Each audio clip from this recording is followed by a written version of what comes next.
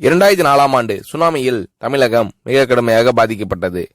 2004இல் சுனாமியில் தமிழகத்தில் மட்டும் 6065 பேர் இறந்தார்கள். 88 கிராமங்கள் நிலை குலைந்து அழிந்து போனது.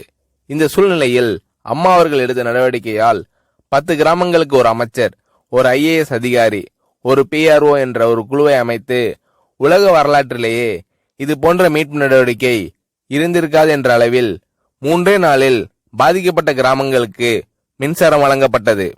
குடிநீர் வசதி செய்து தரப்பட்டது.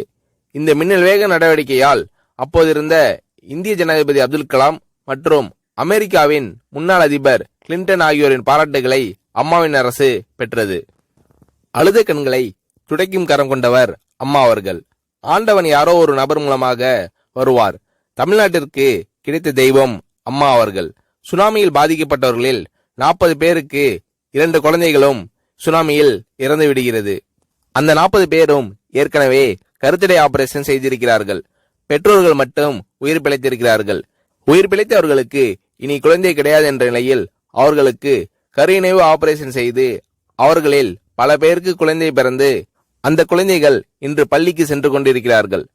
நாகப்பட்டினத்தில் அம்மா அவர்கள் மீனவர்களை சந்தித்த போது மீனவர்கள் கதறி அழுதார்கள்.